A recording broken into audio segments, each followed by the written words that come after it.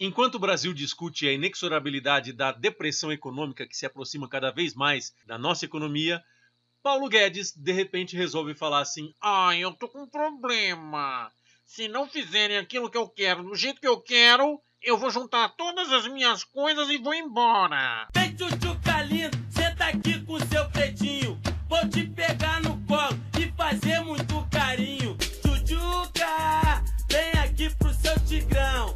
Pois é, a tchutchuca explodiu de novo. Com uma crise econômica avassaladora que foi iniciada por Eduardo Cunha e pelos meios de comunicação dentro do Brasil para que facilitasse o golpe de Estado de 2016, Paulo Guedes de repente se dá o luxo de dizer que mesmo uma reforma que ninguém na população brasileira quer, mas somente os bancos no Brasil querem por causa da grande possibilidade de lucro, Paulo Guedes tentando fazer que não só seu banco, mas também todos os bancos brasileiros tenham os maiores lucros de toda a história, com a transferência trilionária da Previdência Social para bancos privados, um desemprego avassalador que tem a tendência de se tornar o maior índice de desemprego de toda a história brasileira e a depressão econômica avizinhando-se a nossas portas, de repente Paulo Guedes decide fazer o que nós aqui em Curitiba chamamos de cu doce. Sim, isso não tem outro nome. Porque é graças ao analfabetismo econômico de Paulo Guedes, porque é graças à sua imperícia e a técnicas de economia abandonadas desde a década de 80 porque nunca funcionaram, Paulo Guedes agora quer dizer, mentindo, é claro, que toda a crise brasileira será aumentada caso a reforma da Previdência não seja feita. Então, se é por causa de adeus,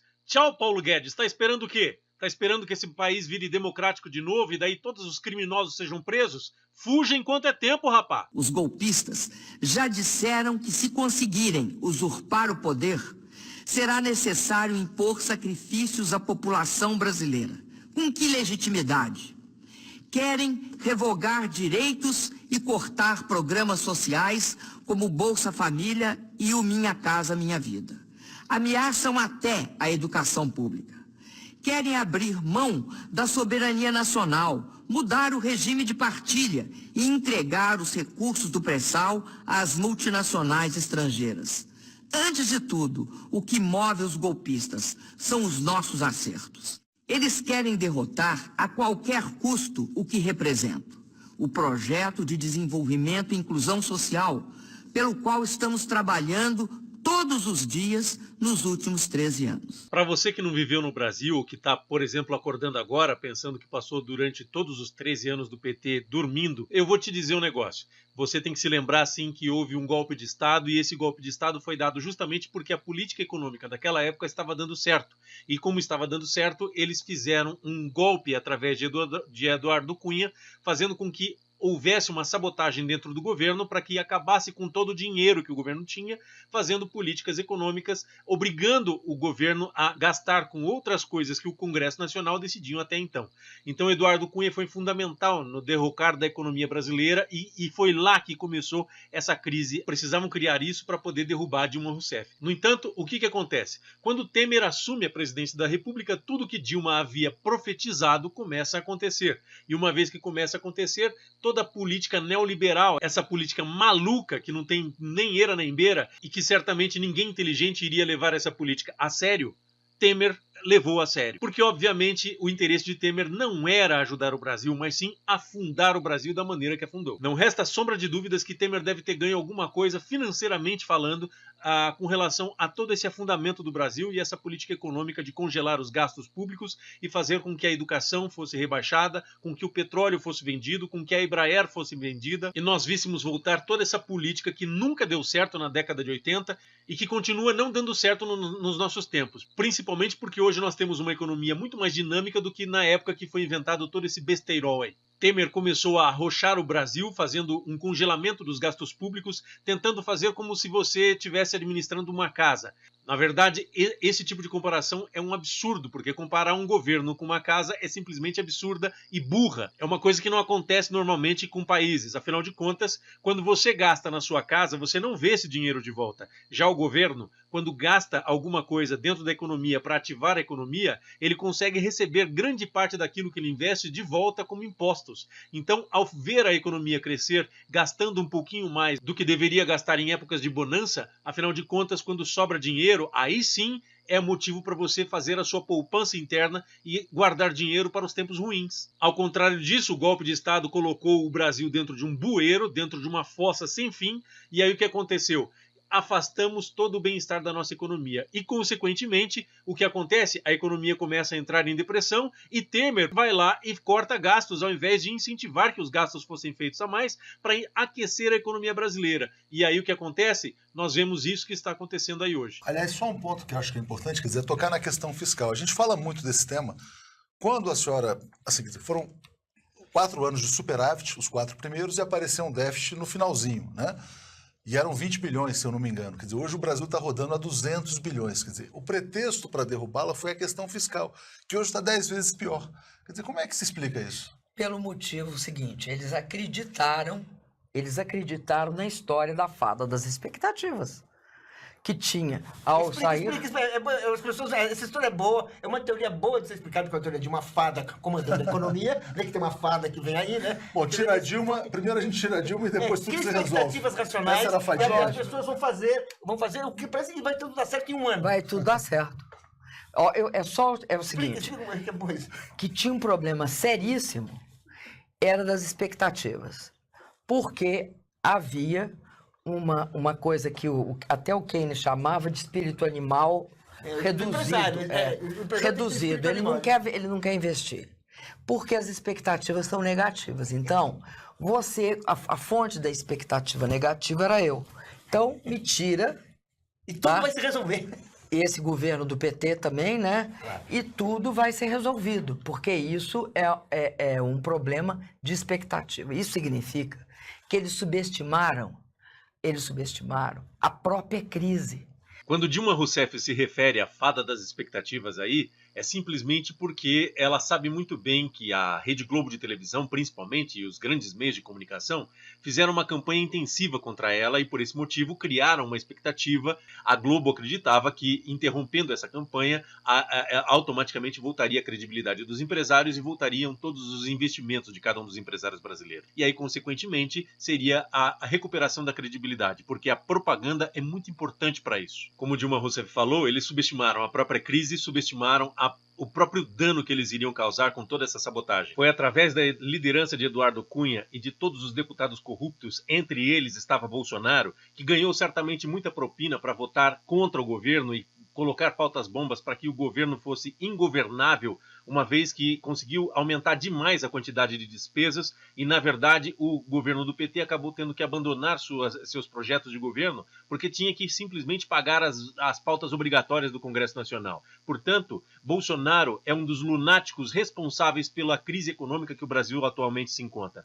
Ele pode chegar e dizer que foi o PT o responsável, quando na verdade foi ele e todos os bandidos que se instalaram, assim como ele, se defendendo interesses como, por exemplo, interesses das quadrilhas organizadas, do crime organizado, como é o caso de Bolsonaro, que nós já sabemos hoje de sua ligação com a milícia. Infelizmente, em função disso, não interessava a vontade do povo, não interessava o bem-estar do povo, interessava sim quanto dinheiro eles poderiam ganhar e qual seria o estrago para conseguir abrir portas para esse tipo de política que hoje Bolsonaro insanamente faz. Portanto, enquanto o Congresso Nacional sabotava o governo Dilma Rousseff para fazer com que o governo não tivesse dinheiro para absolutamente nada, a imprensa tratava de descredibilizar Dilma Rousseff. Por exemplo, se você coloca um caminhão de som na frente da sua pizzaria, dizendo todo instante, olha, não entre aqui, todos os dias dizendo, não entre aqui porque eu fui contaminado, esse ambiente é sujo, esse ambiente não presta, o proprietário é um pilantra, vai te roubar quando você entrar lá, vai fazer um monte de coisas erradas. Então foi exatamente isso que a mídia fez. E com isso, ela conseguiu baixar a credibilidade de Dilma Rousseff, sempre dizendo que tudo, absolutamente tudo que Dilma Rousseff fazia era errado. Portanto, aproximava-se uma crise muito feroz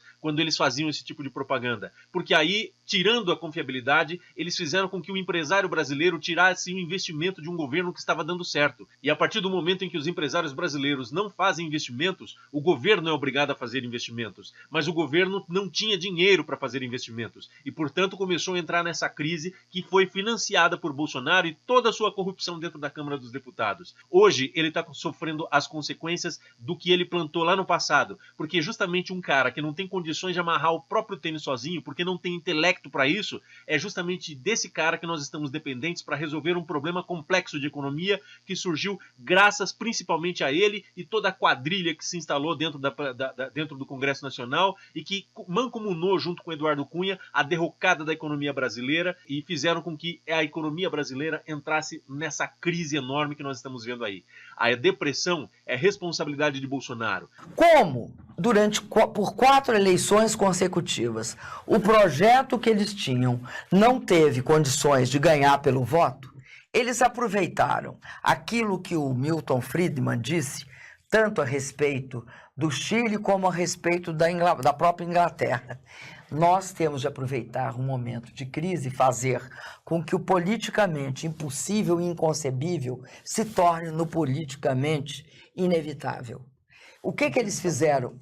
Eles pegaram uma crise econômica, potencializaram essa crise econômica, julgando em cima dela uma violenta crise política, fizeram um impeachment sem crime de responsabilidade, não deram a menor pelota para todas as acusações de corrupção dos seus aliados e aproveitam este tempo para fazer todas as reformas antipopulares, antinacionais que possam. Bom, se você ainda não conhece Milton Friedman, que é essa pessoa citada aí por Dilma Rousseff, a respeito dessas falas que são reais e que demonstram assim o nível de sociopatia de Milton Friedman, você ainda não conhece um pouco de economia. Vamos dizer assim, Milton Friedman conseguiu deturpar todas as leis de economia para conseguir adaptar à escola austríaca. Ele é um pouco mais científico do que a escola austríaca porque ele conseguiu desenvolver a parte de conhecimentos matemáticos. A única coisa de boa que Milton Friedman tem dentro disso, que poderiam citar de Milton Friedman, é o fato dele ter sido um ganhador do Prêmio Nobel de Economia.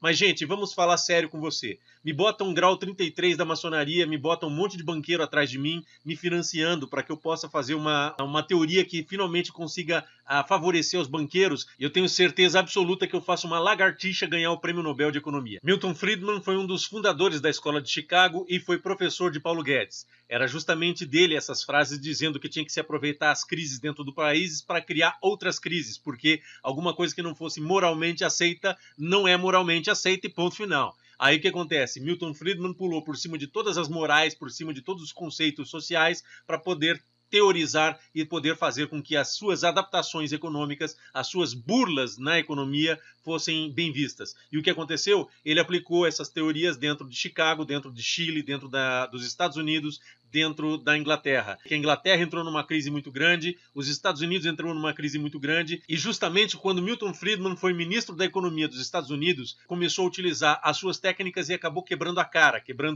gerando desemprego, gerando crise econômica, uma série de coisas que realmente comprovavam que suas teorias não funcionavam. Quando Dilma Rousseff fala das fadas das expectativas, fala do espírito animal reduzido, ela fala de Keynes. Quem foi Keynes? John Maynard Keynes. Keynes foi um dos economistas que salvaram os Estados Unidos e que transformaram os Estados Unidos na grande potência que é hoje. Sem Keynes na história dos Estados Unidos, certamente os Estados Unidos não seriam essa potência que são hoje. Em 1929, com a crise da Bolsa de Valores, crise iniciada pelo excesso de liberalismo que existia dentro do mercado americano, fez com que não existisse Estado fiscalizando e, consequentemente, criou essa crise de 1929, onde os bancos não tinham nenhuma fiscalização e aconteceu tudo aquilo que aconteceu.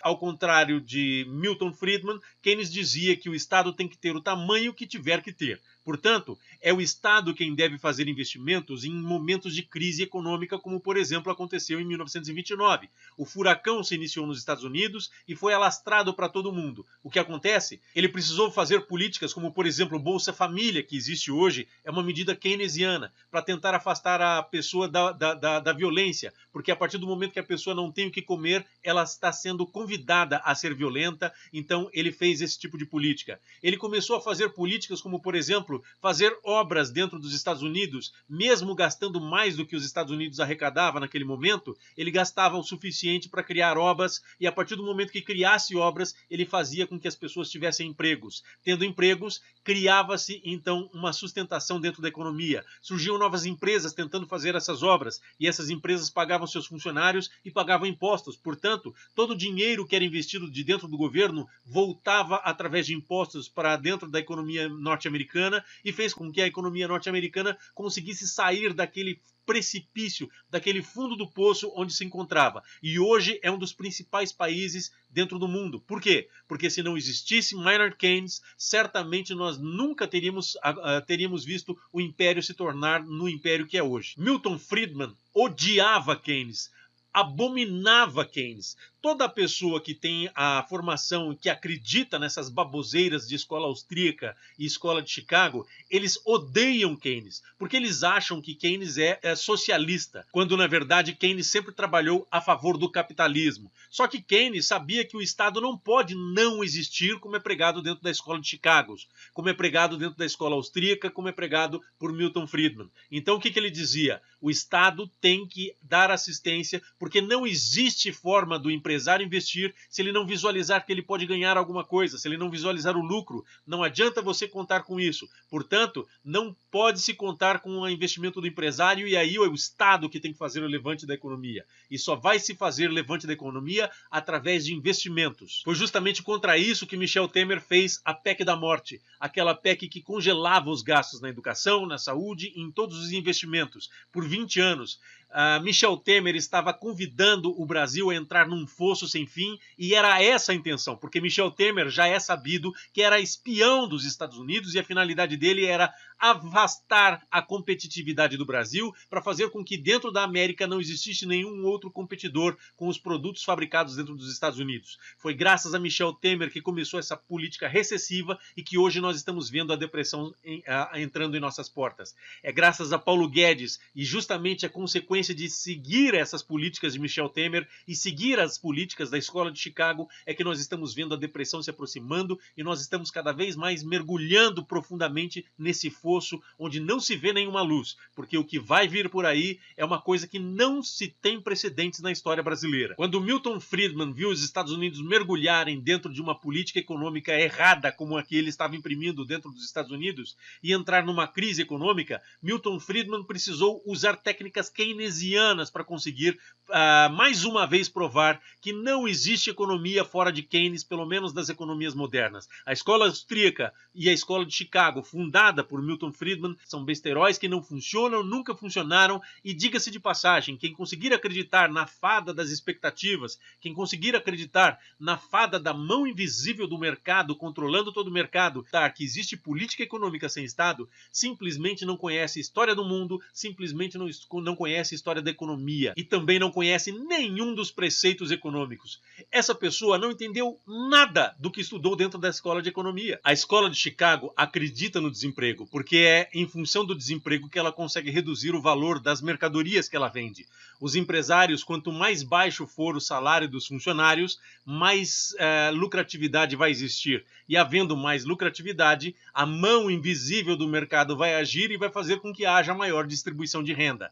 Isso é simplesmente uma coisa estapafúrdia, mas é nisso que eles acreditam. E é por isso que nós vemos essa alta taxa de desemprego. O desempregado, ele vai reduzir o preço do salário e vai, consequentemente, fazer com que ele reduza o valor das mercadorias. E reduzindo o valor das mercadorias, as pessoas podem vender para o exterior com muito mais lucro. E aí, consequentemente, você traz todo o dinheiro externamente. Você incentiva investimentos externos. Portanto, você não conta com o mercado interno para se desenvolver e desenvolver o país. Ao contrário de Keynes, que precisa do mercado externo e do mercado interno. Ele precisa, então, a escola de Chicago precisa, então, apenas de dinheiro externo. Por esse motivo, ela desce o valor de mão de obra, ela desce o valor das suas mercadorias, ela tenta descer todos os custos da produção. E é por isso que precisa ser eliminada a legislação trabalhista, a aposentadoria, é preciso ser eliminado o que o povo tem de dinheiro nas mãos. E eliminando o que o povo tem de dinheiro nas mãos, muito pouco dinheiro circula nas mãos das pessoas pobres. O dinheiro fica circulando predominantemente entre as mãos ricas, porque eles acham que tem que incentivar os ricos e não os pobres. Na cabeça deles, o pobre não faz parte do orçamento, como diria o presidente Lula. E é a partir do momento que o presidente Lula considera os pobres como sendo parte do orçamento, como sendo parte da produção de riqueza, nós conseguimos fazer com que o país cresça. Quando o governo corta investimentos públicos, o que acontece é que a grande maioria da população começa a parar de investir. A grande maioria da população para de consumir. Paulo Guedes, com toda a sua ignorância econômica e com a formação na escola de Chicago, cuja o início dessa escola, como eu já havia falado em vídeos anteriores, é necessário você saber que o início da escola é totalmente errado, as teorias foram totalmente erradas. Então todas as consequências dessas teorias que foram originadas com uma base errada, certamente vão ser erradas. Então a grande maioria das políticas que Paulo Guedes tem feito, na verdade, é uma teoria recessiva, ou seja, estamos afundando cada vez mais e puxando a recessão, puxando a depressão para cima de nós. Não é um atraso dentro da aprovação da Previdência que vai causar uma depressão, mas sim a inconsequência de gente que não sabe o que fazer, de gente despreparada, cuja finalidade única e exclusiva é ganhar dinheiro através de passagem de trilhões de reais para dentro da Previdência, dentro dos bancos particulares. E aí, provavelmente, Paulo Guedes renunciaria de imediato, porque eu tenho certeza absoluta que ele só está ali para ganhar dinheiro, para fazer esse tipo de política e depois se aposentar, porque vai ganhar tanto dinheiro que jamais se viu dentro da história brasileira. Se dentro do programa de privatizações de FHC já foi uma roubalheira, você pode imaginar que vai ter roubalheira muito maior do que isso quando todo esse dinheiro da Previdência Social passar para os bancos privados. E é isso que Paulo Guedes quer. Não interessa em absolutamente nada fazer correção do rumo que o Brasil está caminhando, porque quanto pior estiver o Brasil, melhor para os bancos, e é justamente os bancos que Paulo Guedes está representando. Portanto, se você vir que essas políticas vão ser utilizadas depois para cortar investimentos do Estado e fazer com que a população, com que os empresários não sintam vontade de investir, porque eles não vão ver enquanto empresário nenhum investe enquanto ele não vê a possibilidade de lucro. Não existe mágica. E nesse sentido, é necessário que nós vejamos o maior economista que o Brasil já teve, chama-se Luiz Inácio Lula da Silva. Com um curso de torneiro mecânico, ele conseguiu mostrar, e sendo acusado de ser socialista, ele conseguiu mostrar para os capitalistas que ele conhecia muito mais de economia do que os próprios economistas formados em Chicago, como é o caso de Paulo Guedes. As políticas de Paulo Guedes, bem como as políticas de Delfim Neto, bem como as políticas de vários outros economistas que surgiram tentando fazer estardalhaços dentro da economia, são extremamente prejudiciais à população brasileira e ao próprio país. Por isso nós vemos essa quebradeira e esse desemprego da forma que está acontecendo, porque as políticas são erradas. É necessário que o governo, o Estado, faça maiores investimentos e maior intervenção dentro da economia para que nós possamos de novo aquecer a economia. E ao contrário disso, Paulo Guedes vai cortando e simplesmente vai reduzindo a receita do Estado, vai reduzindo o que o Estado pode economizar e o que o Estado pode arrecadar. E ao diminuir o que o Estado está arrecadando, consequentemente, quando surge uma crise grave, como é o caso dessa depressão que se aproxima, nós certamente não teremos dinheiro do Estado para conseguir reagir. E o Brasil entrará num caos sem precedentes na história. É através desses cortes que ele está inibindo a economia brasileira, que ele está inibindo os empresários brasileiros e conseguisse seguir no trilho certo do caminho certo. Toda política que tenha a finalidade de diminuir a renda do cidadão brasileiro é prejudicial ao país. E é o que nós estamos fazendo. Paulo Guedes faz cada vez mais políticas que sejam prejudiciais ao cidadão brasileiro. Um exemplo disso é a reforma da Previdência. Quando você fizer a reforma da Previdência e reduzir o dinheiro que está circulando dentro da mão da população, o consumo será reduzido e a partir do momento que o consumo será reduzido, nós teremos muito menos crescimento econômico, muito menos consumo, as empresas e pequenos empresários irão à falência. Todas as políticas feitas por Paulo Guedes são políticas feitas para os grandes empresários e os grandes banqueiros. E por esse motivo ele está fazendo esse tipo de política que levará o Brasil a uma depressão econômica. Porque a economia poderia ser muito bem recuperada se Paulo Guedes fizesse a coisa certa. Fizesse a coisa e seguisse a instrução de um velho torneiro mecânico que um dia se provou ser o maior economista que esse país já teve. Mesmo sem nunca ter passado da 4ª série primária. Conseguiu demonstrar teorias econômicas diferentes que até então dentro do Brasil reinavam e que estavam levando sempre o Brasil ao caos e à crise econômica. Lula mudou isso. Mas ao invés de terem aprendido alguma coisa, estão fazendo justamente tudo para poder destruir as políticas econômicas de Lula e levar o país para um precipício sem volta. Enfim, falei demais. E aí, por esse motivo, eu vou pedir para você, se você curtiu esse vídeo, clique no joinha, compartilhe o vídeo para seus amigos, chame os seus amigos para curtirem o canal, porque nós precisamos cada vez mais ter mais visualizações dentro do YouTube e para que nós possamos dezumbizar cada vez mais a população brasileira. Veja bem, é necessário que você clique no sininho aí para que você possa então receber comunicação cada vez que eu lançar um novo vídeo. Vamos curtir, vamos compartilhar e vamos dezumbizar cada vez mais um número de pessoas ainda maior, para que nas próximas eleições nós nunca mais deixemos pessoas como esse sujeito que tenta dar golpe em si próprio, que tenta falar que uma movimentação criada para poder derrubar o STF e o Congresso Nacional são movimentações plenamente democráticas. Ou seja, vamos impedir que essas pessoas tenham a mínima chance de chegar de novo numa cadeira tão importante como é a cadeira do presidente da República. Até o próximo vídeo.